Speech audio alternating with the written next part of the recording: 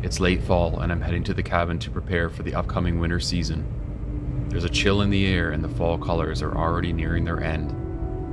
As I drive north, I can only see the bright yellow of the tamaracks remaining, but even these are now starting to fade.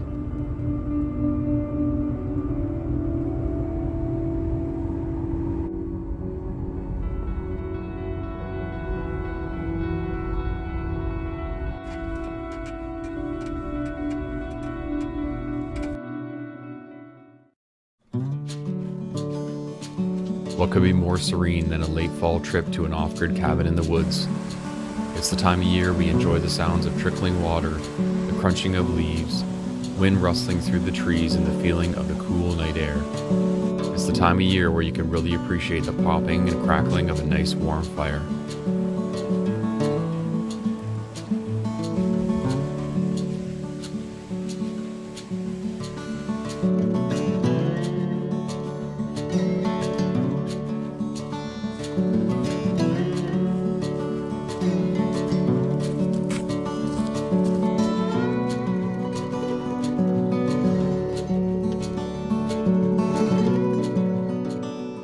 Welcome back to the off-grid cabin.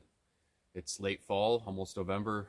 Popped up today to get things closed up. Had some water systems to drain and the things just to button up for the winter time. Supposed to be -3 2 nights from now, and some snow in the forecast. So it's definitely time to get up here and at least take care of the water. We will still come up in the winter time. It's awesome up here for snowshoeing, and the cabin's fully insulated. So it's really nice to get the wood stove going and be out here completely by ourselves. So for today, I'm going to drain some water and a couple other things. I'll take you guys along and see some of the basic steps for some small off-grid systems that we've built here, solar and some rainwater collection. So follow along. Maybe there's some things that you can suggest that I can improve on, and maybe there's some things that you can learn from the systems that I've built. Let's go.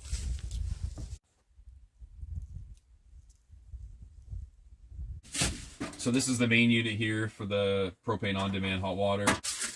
So all we have set up here is a simple switch. Turns on the battery and propane just fired up. It's already getting warm. That's pretty amazing. Anyway, so we need to get this drained out before things freeze up around here. So pretty simple system, small solar panel, just a 40 watt. We could probably increase that, although we've never had any issues with it. One of the IBC totes that we fill from the river. And then this is a little box that holds the water pump, just a 12 volt RV water pump and a battery, and then the small little solar charge controller at the top. Real simple, basic wiring. So we're going to empty this out and make sure that there's no water in there for wintertime. Okay, need to grab a few tools.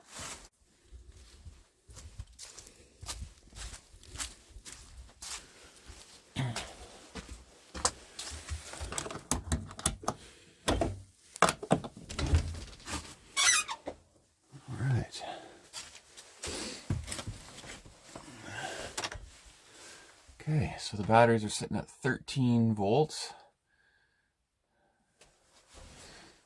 2 golf cart batteries here, 6 volts wired in series to make a 12 volt. A few little tools on the side here. Let's bring those, and we had an adjustable. Looks like my adjustable wrench is missing.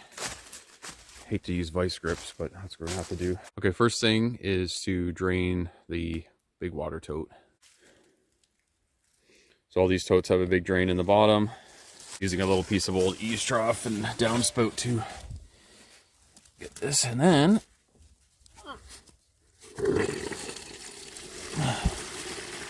oh, these are stiff.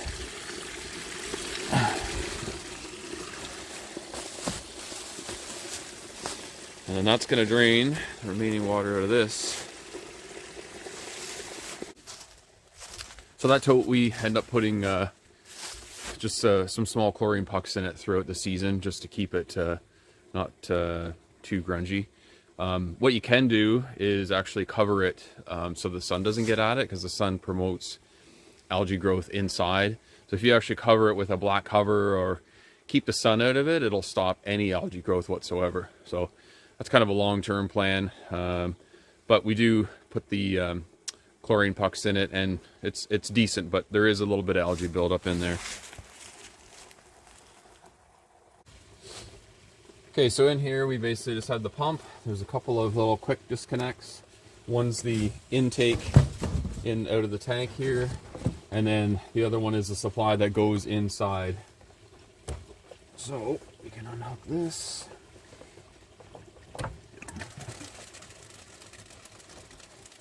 So these just have a little rubber O-ring on them that helps to seal in there. And then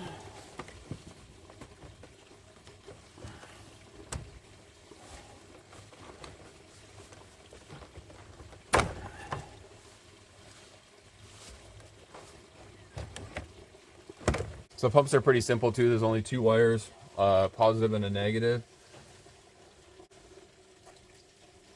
Okay, so there's my positive off the pump. That just goes to positive on the battery. In the winter, I just stick it up here so it's out of the way. And the negative is, this goes out to the switch. Nope, sorry, that goes to the charge controller. So I leave that on, so then the charge controller's showing that it's charging. And then this is the other negative that runs to the switch inside, and then this is where just the pump goes to the switch. I need to button that up a little better, but so the black wire on the pump goes to the brown wire that runs out to the switch. So those can just be kind of put together. And that's it. Pump is out. Just make sure it's good and drained. And then I just put that just inside out of the weather. Basically, the charge controller leads, which is this black and this red, stay on the battery. That way, the small solar panel will give it enough juice all winter to keep this charged up and not let it freeze and be damaged. And that's basically it for in there. I did take the lines out and just kind of drain them out a little bit. The garden hoses, you're not really going to damage them from being wet. The main water supply line is just a quick connect.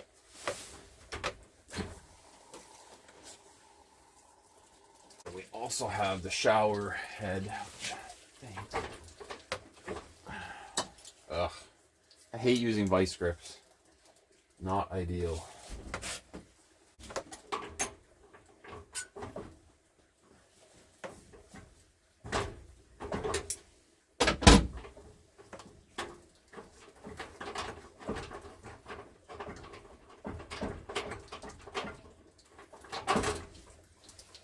Then I take the whole connection line off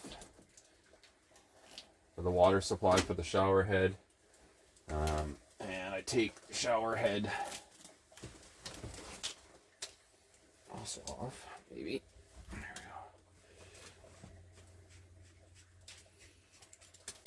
we go. There's a washer in there, so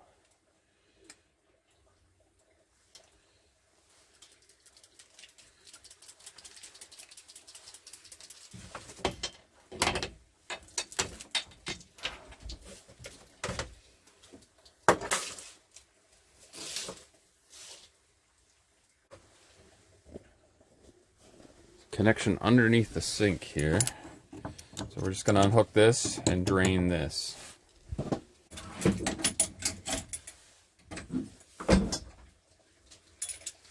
Open the taps. Water drains out.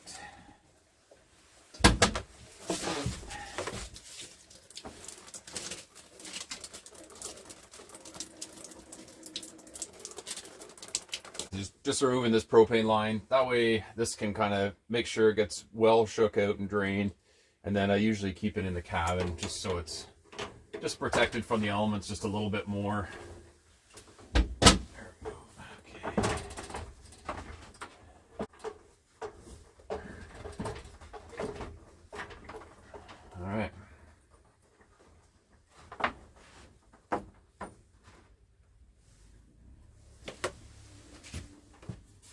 We have been using this on-demand hot water system by EcoTemp for 4 years now, and it has worked flawlessly for us.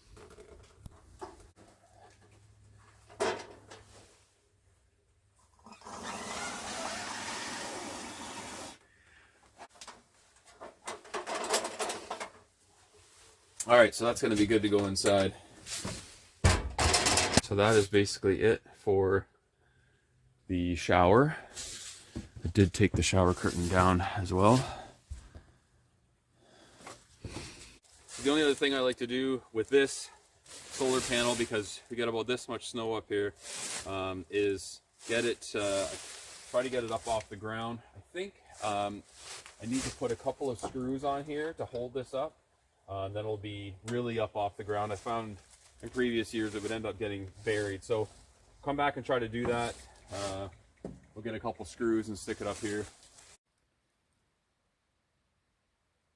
All right, so now we got to drain the water out of the cabin. Same tote setup we have at the shower, except for this one is all filled with rainwater collection. Basically, it just drops into a little screen setup that I have here. So we'll drain this water out here and work on getting this pump unhooked and emptied out. It is right full to the top. So first thing we're going to do is take out the supply line for the pump so that it's not bringing any more water to the pump. This was a secondary line I have for rainwater collection.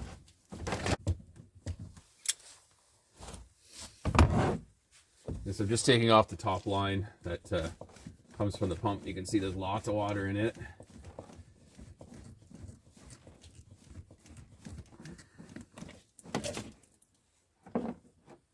So definitely want to have that one off of there. And then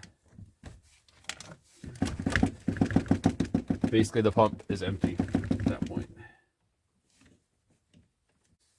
Okay, so let's get this tank drained.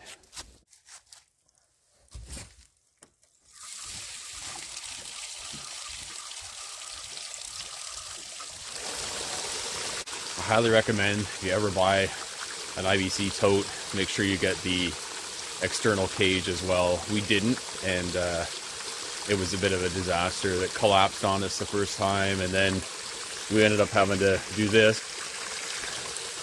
Basically a heavy strap and some wood to kind of support it. Ideally we wanted to get pick up a cage for this. It would just clean it up and make it a lot more supportive. You see the top kind of gets collapsed in and stuff. It works, but it's not ideal. All right, let's go inside and we'll make sure everything is drained out in there. Oh, one more thing. You got to just take off this extra rainwater collection setup.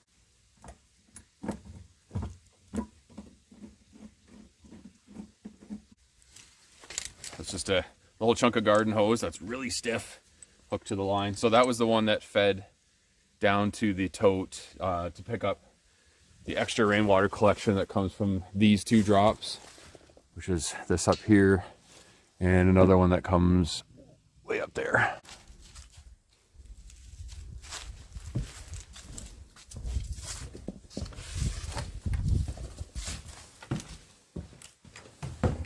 Okay, so the only thing inside is just the drain for the P-trap, because it holds water in here. And what that does actually is keeps the smell from a sewer or whatever working its way up and coming up into the sinks. So it keeps water in here so air from down below can't get up there. So we've got to get this drained out or else that will crack. Oh, love using the right tools for the job. Okay, so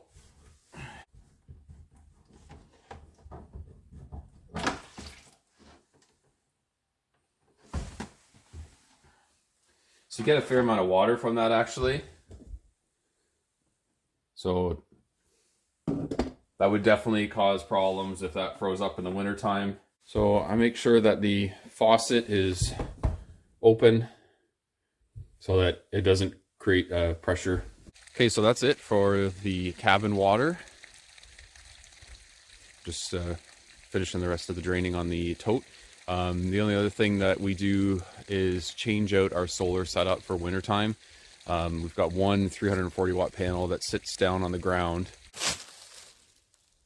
and we can't leave that there because it'd be buried in 4 feet of snow.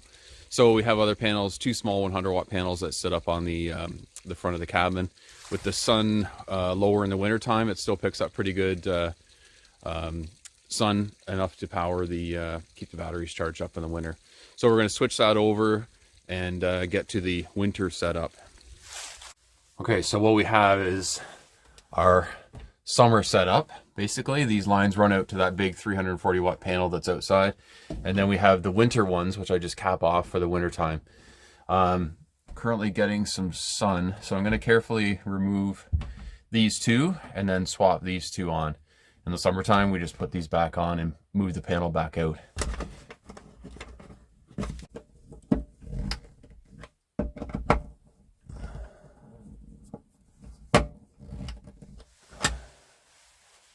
Easy as that.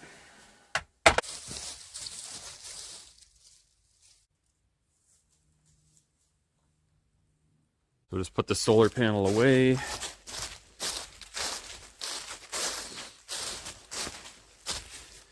Usually just tuck it underneath the cabin so it doesn't have to bear the brunt of winter.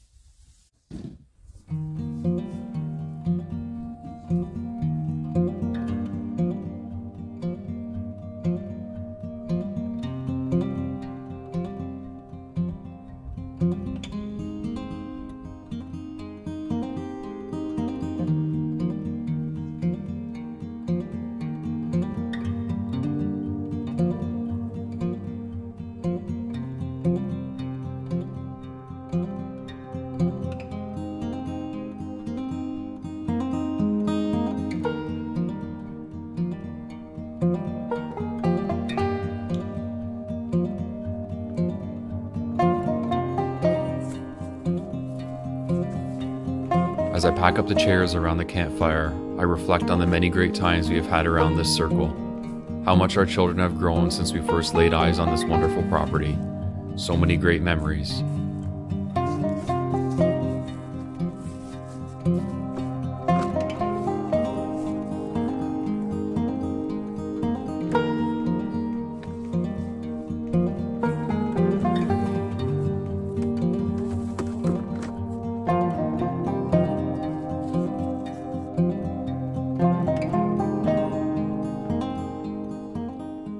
All right, that pretty much takes care of things today.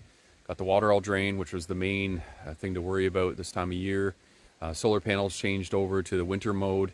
The only thing that's left is to take these docks and unpin them and attach them to shore. And usually it's kind of a two-person job to get that done, so we'll end up coming back up to do that. But for the most part, the cabin is ready for winter activities. So quiet up here. Just thought I heard someone closing their cabin up. But once the winter comes, it'll be no one really comes up at all. Get the sauna fired up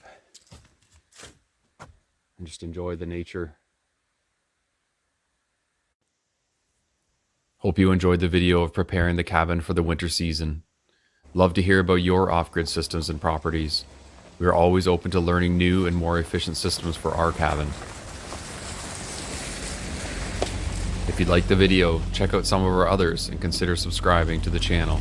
We are always out on some kind of adventure. Until next time, thanks for watching.